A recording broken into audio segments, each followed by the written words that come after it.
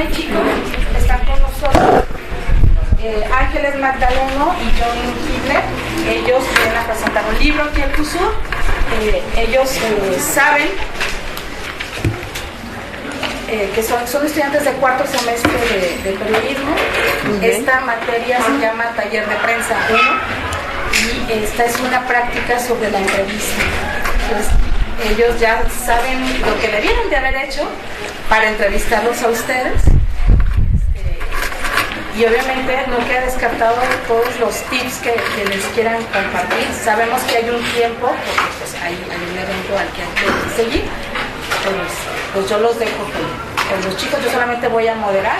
Y chicos, recordarles que este es un evento que nos apoya la FEU. Marco, aquí está el presidente de la Sociedad de Estudiantes, entonces y ahí se sentó igual que ustedes, a lo mejor también va a plantear preguntas. No sé si quieres decir algo, Marco. No, yo agradecerles más bien a los ponentes que aquí están en la discusión, a la unidad y la sencillez y esta forma de sentarse con nosotros los estudiantes de la Universidad de Guadalajara a generar conocimiento y a generar una experiencia que creo que va a ser muy productiva en la vida de todos los estudiantes que aquí están. Sin duda, unas experiencias que graban en la carrera, estar con personajes con potencia, ojalá todos los compañeros que aquí se aprovechen la visita de estos personajes y agradecerles a ustedes el tiempo que le dan a la Universidad de Guadalajara. Yo no me queda más que agradecerles y adelante, chicos. Muchas gracias. ¿Quién pregunta? Vale. ¿Qué los llevó a reunirse para realizar el Pues antes que nada, muchísimas gracias a ustedes por la invitación y por recibirnos acá. Es para mí la parte más emocionante compartir aquí con ustedes en este contexto. El editor del libro es Diego Enrique Osorno, es muy amigo mío y de casi muchos de los participantes en el libro. Él tuvo la idea de juntar textos que tratan el tema de la impunidad, porque estamos en una situación en el país en donde la impunidad no parece tener ni horizonte, no tener fin, y él quiso, yo lo sé porque estaba platicando mucho con él todo el proceso de la edición del libro, que no solamente se contara historias secas, pero usar todos los recursos del periodismo que buscan transmitir más allá de la información pura, también sentimiento, emoción, reacciones del corazón. Entonces es una combinación de muchos diferentes textos, de muchos diferentes casos, donde lo que,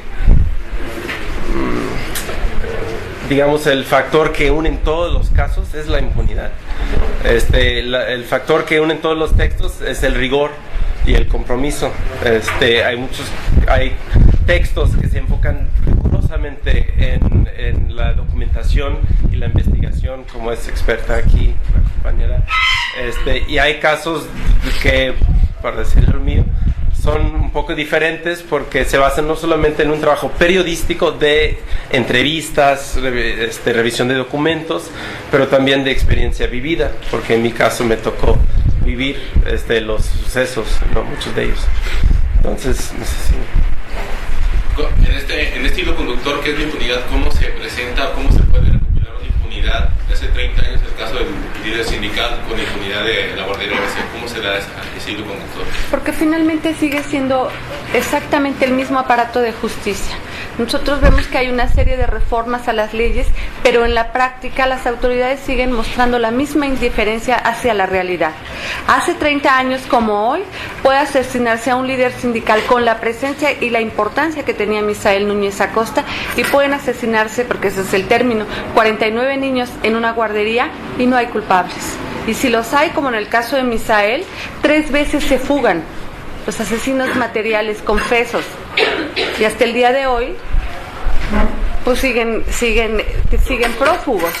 Entonces la impunidad ha sido una constante en la historia, por lo menos en la historia reciente de México, lo que muestra que a pesar de lo que digan las autoridades y muchas de las personas que opinan sobre estos temas, en el fondo hablan de transformaciones que no ocurren.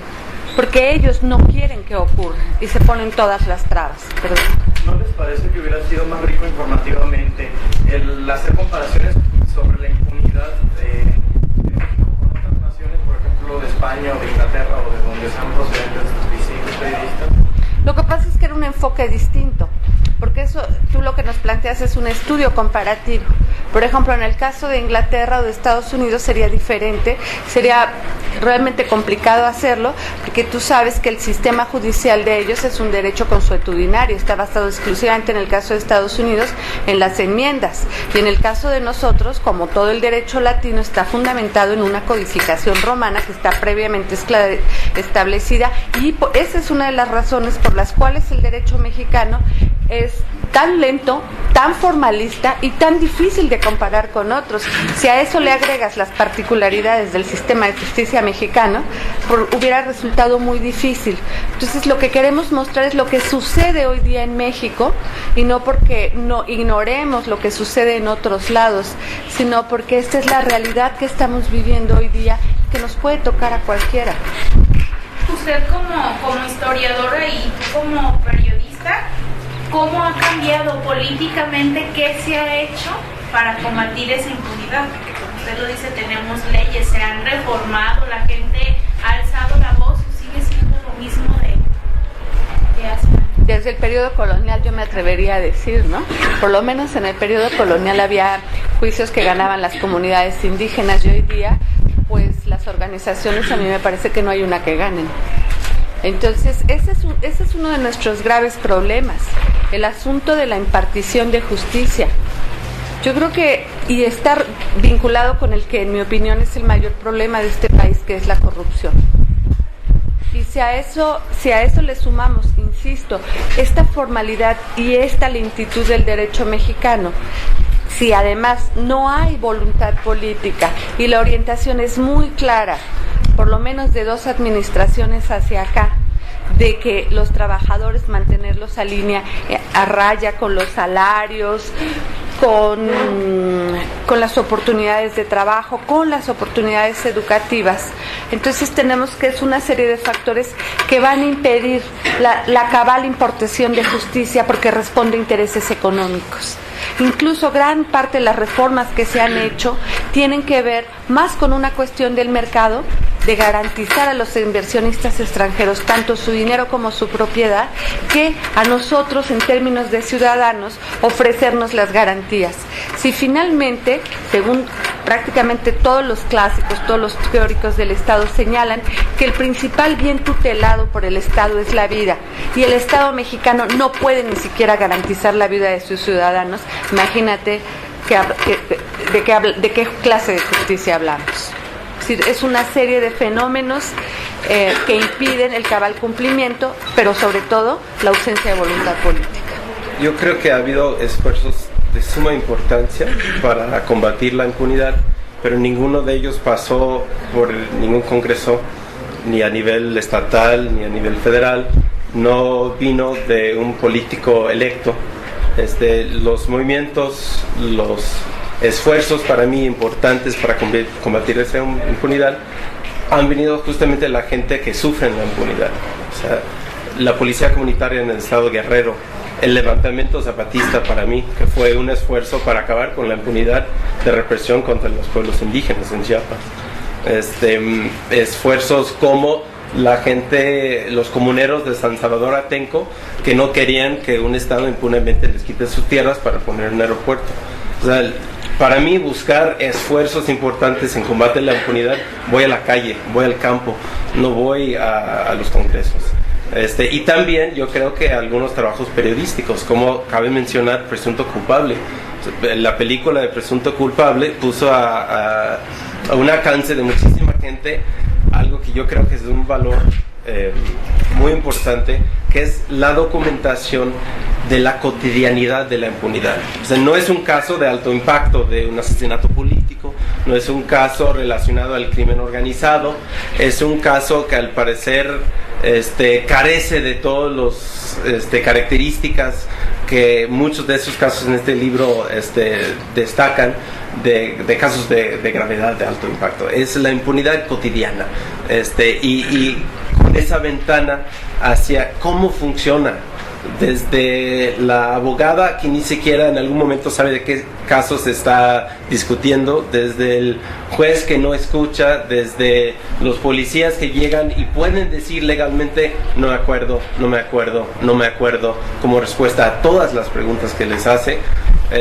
Cuando un abogado puede mostrar ante las cámaras las 1001 contradicciones en que se han metido y siguen sacando fallos en contra del presunto culpable, pues es un trabajo para mí muy importante de combate a la impunidad, que es un trabajo que vino de un trabajo periodística y de cine. Sí, perdón, pero en el caso concreto de presunto culpable, y qué bueno, porque el debate es donde yo creo que donde todos piensan igual, nadie piensa mucho, ¿no? Si no dejamos de lado que presunto culpable está financiado justamente por las organizaciones como la Fundación Hewlett y Flora y la Fundación Hewlett Packard está financiada por este tipo de organizaciones que nunca nos informan cómo otorgan el dinero para determinados proyectos. Y por otra parte están los abogados del CIDE, que nos muestran en la película pues todos sus profundos conflictos personales antes de hablarnos del presunto culpable. Si no dejamos de lado eso y tratamos de ver cuál es la finalidad de esto, yo sí admitiría que es un buen trabajo periodístico, pero no creo que sea tan objetivo, y sí creo que tiene una intención bastante clara de golpear una parte del sistema de justicia, porque no va a los casos federales.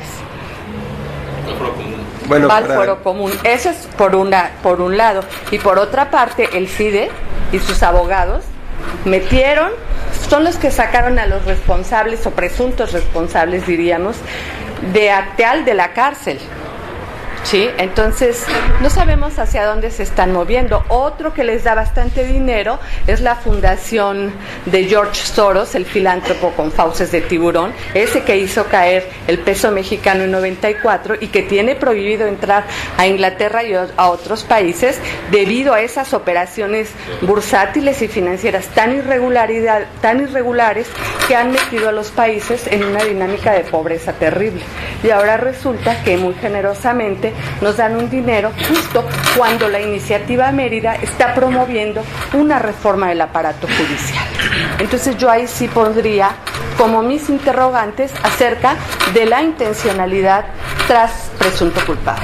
Entonces aquí cómo se puede documentar, cómo se documenta la impunidad en este contexto que es México, con toda esta diversidad, como un sujeto de esta impunidad al capital, sí, sistema económico. Bueno, por ejemplo, es que ese es el mejor caso. Soros opera en México y financia grandes de los proyectos liberales, de esos opinadores que van a la televisión y nos hablan de la necesidad de cambios que en el fondo no quieren que ocurran, porque entonces ellos perderían su papel como periodistas y comentadores de élite. Entonces, ¿cómo lo documentas? Pues leyendo y buscando, ahí sí básicamente en la prensa. En el caso de Soros, si cualquiera de ustedes teclea George Soros, le van a aparecer infinidad de referencias y muchos periódicos tienen ya hemerotecas. Esa es una parte. Y la otra parte, bueno, es ponerse a leer, por ejemplo, en el caso concreto del peso mexicano en 94, lo que sucedió con esa llamada crisis en el final del sexenio de Salinas y al inicio del sexenio de Zedillo. Y verán ustedes que, por ejemplo, Soros reparte igual esas cantidades de dinero, pero tiene prohibido entrar a países como Tailandia debido al daño inmenso que les hizo a sus economías. Entonces, yo sí me pregunto si alguien, ¿no?, que se dedica... Además, no sabemos cuáles son los criterios bajo los cuales esas fundaciones dan el dinero para determinados proyectos. Muy preocupados por presunto culpable, pero guardan un silencio terrible frente al asunto de Acteal y hablan de todas las irregularidades en el proceso, y aquellos sujetos señalados como culpables salen impunemente de la cárcel, ¿no? Entonces, ¿no le parecería más que presunto culpable es la búsqueda de un golpe a la burocracia del sistema judicial que beneficia a unos y afecta a la mayoría de los miembros civiles? Claro, por supuesto, pero además no de todo el aparato de justicia, porque tiene lugar en la Ciudad de México. En mi opinión, eso tiene nombre y dedicatoria. Yo, quiero hacerle una pregunta a John Kibler. fue el factor que te impulsó a enfocarte a escribir sobre la impunidad, la violencia de México? Tú que eres de otro país, ¿por qué enfocarte a México? Bueno, es una pregunta más personal, ¿no? Para no ocupar mucho tiempo en cuestiones personales. Yo, como muchos de mi generación, me emocioné mucho con el levantamiento de Zapatista en 1994. Vine a México en el 96, luego me puse a trabajar con varias organizaciones de derechos humanos. Al principio, cuando secuestraron a Digna Ochoa, pidieron el Centro PRO un acompañante de derechos humanos para ella, como estaba bajo amenaza de asesinato. Y yo había juntado los papeles justamente después de la masacre de Acteal para ser voluntario en Chiapas, y tenía todo listo y me los metí y fui voluntario con el PRO, acompañante de Digna Ochoa cuando estaba con vida. De ahí fui a trabajar en el estado de Guerrero, también con el Centro de Derechos Humanos Tlachinoyan. Entonces entré con un compromiso político, una visión internacional, a la vez con la inspiración de los movimientos populares aquí, indígenas, campesinos, y un rechazo a la política de mi propio país, total. Entonces, entonces yo me metí como activista de derechos humanos, y a través de esas experiencias quise empezar a contar las historias que yo conocí, y no solamente verlas mal contadas en los periódicos que estaba leyendo. Entonces, enfocándome en los periódicos gringos, o sea, leyendo el New York Times, el Los Angeles Times, el Washington Post, que para mí son medios que llevan un prejuicio clasista total, aunque rezan en el altar de la objetividad, que para mí no existe. Muestran en sus trabajos unos prejuicios que hacen que muchas veces ni siquiera van a hablar con la gente que sufre la impunidad, muchas veces reportar bien su voz. O sea, ahí sale la anécdota en la crónica sobre Brad Will, de que en los 4 meses del conflicto de Oaxaca, mientras los paramilitares mataban gente, oaxaqueños, mientras el gobernador estaba clandestino, mientras 5,000 mujeres con cacerolas ocuparon un canal de televisión sin violencia y transmitieron por un mes un canal ocupado, una acción inédita en la historia de las Américas, según sé yo. No fueron ninguno de esos periodistas estadounidenses a reportear, porque no fue noticia, ¿no? Matan al estadounidense y todos están en el mismo avión en camino a Oaxaca, porque ahí sí empezó la noticia. Se acabó 3 días después para ellos y se regresaron a México. Pero yo me sentí una decepción muy muy fuerte con la manera en que los medios estadounidenses estaban cubriendo conflictos sociales en México. Por eso también me metí para cubrir directamente. ¿Y te quedaste ya aquí? Sí. En esto de la impunidad, ¿qué es lo que propone? ¿Cuál es la solución de este proyecto de esperanza que presenta el País de Muertos? ¿Qué propone el libro? Bueno, yo creo que algo que es muy importante es que todas las crónicas es dejar por escrito, no aislado por ahí, sino en forma coherente, los casos concretos y más graves. Bueno, aunque ahorita pues podríamos hacer ya otro libro, ¿no? Simplemente de lo que ha sucedido del momento en que salió el libro a la fecha. Pero es eso, dejar fijado para la historia. Esa es una parte que es muy importante del periodismo. Habrá quien venga detrás de nosotros y tenga un punto de partida. Ya habrá un momento, porque yo pienso que, aunque sea muy difícil y creo que no es fácil para nadie en este momento que estamos viviendo, pero vendrá una gente que logre limpiar esto. Vendrá detrás de nosotros y tendrán un punto de partida. Y si hablamos estrictamente de los procesos judiciales, también tendrán algo firme, bien documentado, de dónde partir para procesar penalmente estos casos, si fuera el caso, y si no fuera, simplemente para dejar constancia, porque si toda la gente se está muriendo en todos los diferentes ámbitos, y todos lo sabemos, sí, pero no hay que decirlo verbalmente, hay que dejarlo por escrito. Alonso, para la pregunta y también con Luis Uriel. Bueno, para ti, a la hora de estar reporteando, para darle contexto a la pregunta, es muy difícil el hecho de ver tantas emociones, tantos casos de impunidad.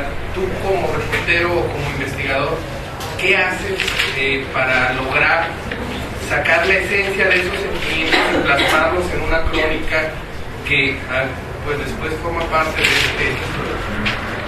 ¿Cómo logras transmitirle al lector esas emociones, esas grandes emociones a través de tus crónicas? Pues las capacidades de escuchar y de observar, ¿no? Son para mí las fundamentales. Yo creo que, como dijo en algún momento Kapuscinski, ¿no? Los cínicos no sirven para este oficio. O sea, evitar sobre todo el cinismo. O sea, uno tiene que estar, aunque duele mucho, sensible en todo momento. O sea, que no te acostumbra a ver los muertos, que no te acostumbra a ver la violencia, que cada vez que lo ves te va a dar cólera. A mí me da cólera. Y eso es difícil, pero yo creo que un esfuerzo incluye de mantener la sensibilidad y el enojo. Hay una canción de Rage Against the Machine que me gusta mucho, donde dice la cólera es un regalo. O sea, de cierta forma, mantener la capacidad de sentir y de tener cólera, de que eso no debe ser así, ¿no? Esa injusticia se debe de cambiar. Eso está al raíz, ¿no? de la manera en que tú entras. O sea, no entras a ver una escena de un masacre diciendo, pues, a ver cuántos muertitos hay hoy, ¿no? O sea, cuántos chingaron o qué pedo.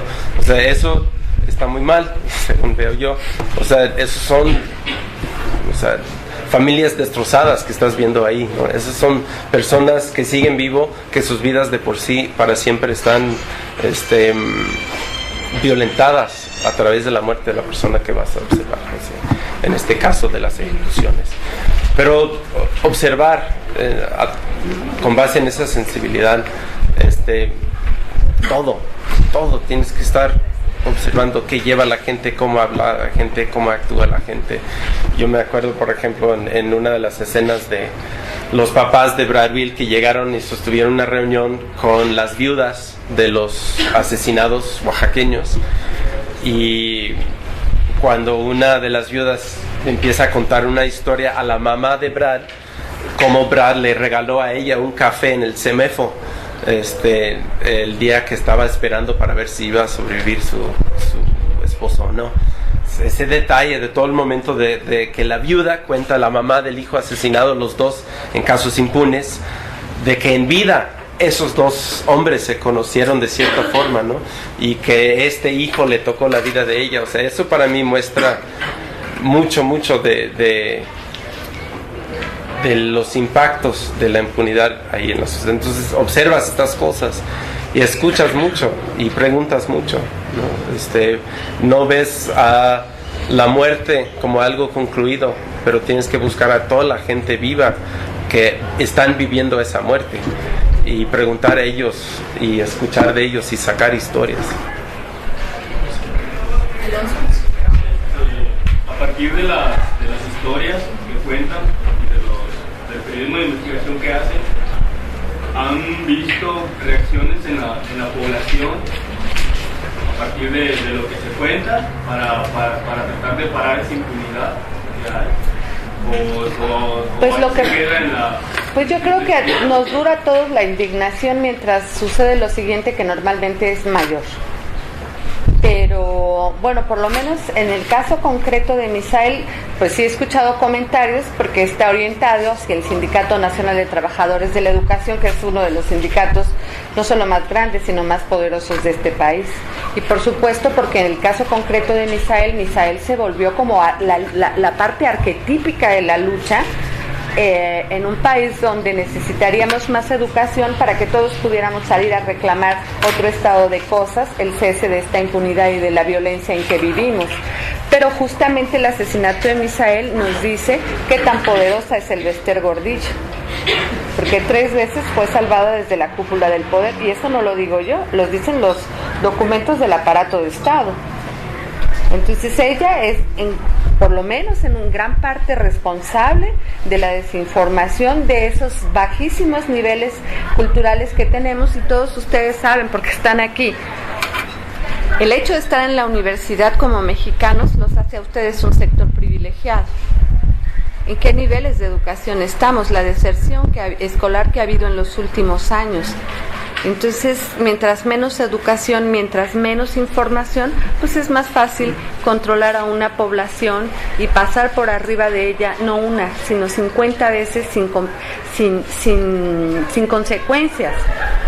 Nada más vean ustedes cuando murió Monsiváis, ¿qué vamos a hacer sin ti? Y los funcionarios disputándose el cadáver en Bellas Artes y las manifestaciones de afecto masivas en la Ciudad de México, pero al día siguiente jugó la selección y se olvidó Monsiváis y la obra de toda una vida. Y así vivimos. Entonces, por supuesto que es muy conveniente mantener a el Bester, que es una, la que garantiza los resultados en los procesos electorales, y la segunda, también la responsable de mantener este pueblo en una profunda ignorancia y que sean grupitos ahí aislados, intersticios en el universo, los que tienen una voz crítica. Bueno, por lo menos esa es mi opinión. Bueno, están hablando de impunidad, ¿no? En tu caso nos comentas que la intención principal es comunicar, expresar todas estas historias, ¿no? Que como activista presenciaste. Esa es tu intención al redactar una parte de este libro, ¿no? Pero en conjunto, ¿cuál es el alcance que ustedes tienen medido o cuál es el alcance que tienen premeditado? ¿Cuál es el impacto que quieren llegar a dar? Porque si bien, como usted lo estaba comentando, este país no está como con un alto índice de cultura. Entonces, quienes pueden adquirir este libro, pues son quienes tienen un, ¿cómo se dice? Aparte del poder adquisitivo, es como una conciencia, ¿no? O sea, que no se quieren quedar nada más con lo que Televisa o TV Azteca nos dicen. ¿Cuál es el alcance, entonces?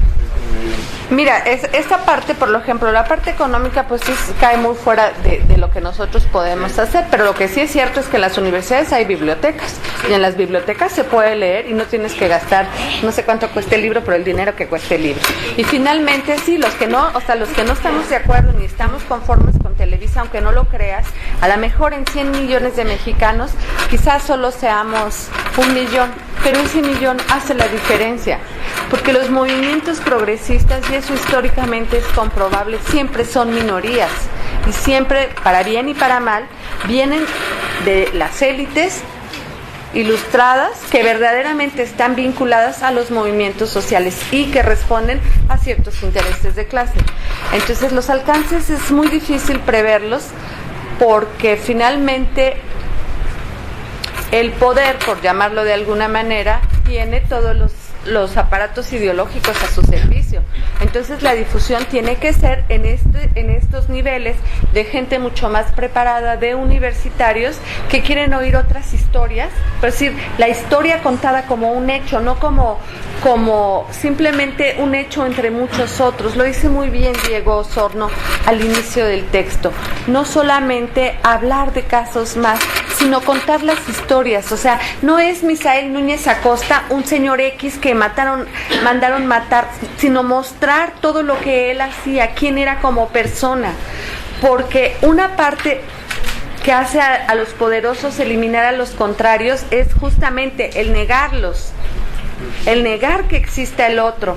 Y entonces, por lo menos en mi caso, es un esfuerzo porque Misael siga con nosotros. Mientras no se haga justicia, que siga aquí y que se sepa lo que sucedió con él, porque además era un hombre muy joven que venía de la gestión social. Eso es justamente, por lo menos, mi interés muy concreto, y el alcance nada más es eso. Y desgraciadamente me tocó estar en la comparecencia circa en la PGR, donde está el Bester portándose con lo soberbia y altanera que es, diciendo que al Ministerio Público que le sirviera café y que ya se iba. Quiero ver cuál de nosotros puede hacer eso frente al MP.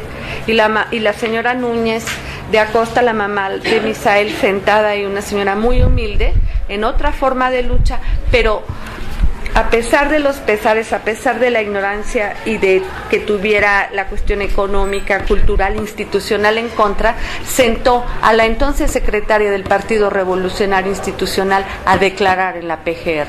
A mí me parece que ese ya es un triunfo, porque ahí están en los archivos judiciales lo sucedido con Misael. Ahora se hicieron tontos, pero no van a ganar siempre los mismos y en algún momento tendrá que hacerse justicia. Brevemente contestar también la misma pregunta. Hablando al Chile, poca gente lee los libros. Son muy poca. Yo fui una persona clase media, media baja, que en mi momento de adolescencia los libros me ayudaron muchísimo. Fui a una universidad pública donde tenía acceso a una de las bibliotecas, bueno, mejor, digamos, equiparadas para la zona del país donde yo crecí, que es en el sur, en Texas. Yo creo que muy poca gente lee los libros, pero los libros para mí siguen siendo una parte de la chamba que es importante. Yo he escrito la misma crónica de Brad para revistas, para periódicos, lo he hablado en radios comunitarios, radios comerciales, entrevistas en televisión, entrevistas con documentalistas. No es una sola vez que cuento la historia y ya, se la cuento en cuanto alguien me pregunte. Pero en una revista te dan 3 cuartillas, ¿no? En una entrevista por tele te dan 2 minutos. En una entrevista por radio comunitaria tal vez te dan 15 máximo, ¿no? Es mucho. Entonces en un libro es simplemente otro espacio donde puedes hacer otro tipo de trabajo. En el libro, contando la historia de Brad, puedo poner la anécdota de este encuentro entre la mamá y la viuda, ¿no? Puedo poner la anécdota de estar en el avión donde están llegando por primera vez en 4 meses todos los periodistas estadounidenses. Es un hecho de que no solamente consta porque yo estaba haciendo una revisión diaria de toda la prensa, pero consta porque yo estuve ahí y vi a los culeros subir al avión la primera vez después de 4 meses de muertos. Entonces, perdón, a veces hablo muy coloquial. Y como son mis paisanos, hay cierto derecho tal vez a decir los culeros. Pero el libro es una parte de todo ese conjunto para mí. Y yo no quiero dejar los libros al lado en esa época de que en internet, por Twitter, BlackBerry, Diocel, Apple, iPhone, tú puedes comunicar con todo el mundo de manera instantánea en menos de 140 caracteres. O sea, eso tiene su utilidad, pero también para mí tiene su utilidad contar una historia sin prisas, sin presiones de tiempo, ¿no? O sea, contarla como tiene que estar contada, si sea 20 cuartillas o 120. Entonces, pero sabemos de que un libro no va a llegar a las masas. Por eso también queremos ir a universidades como aquí a hablar con gente. O sea, tal vez de todas las personas que están aquí, uno va a leer el libro de portada a contraportada, pero todos están aquí escuchando los temas, ¿no? Vale la pena ir a la radio comunitaria, vale la pena platicar en donde se puede, en las bibliotecas, pero el libro en sí es una parte muy pequeña de todo el trabajo de contar, ¿no? De ser periodista, investigador, historiador. Pero es una parte pequeña pero importante. Bien. El tiempo ya se nos acabó. Para este segmento de contacto viene la presentación del libro y luego allá los demás chicos de la carrera y de otras carreras podrán presentar. Entonces, nos vamos a tomar una foto. Sí, muchachos. Ya se va. Otra. A medias. Claro. Hola, buenas tardes. Muchas gracias y mucho gusto a todos.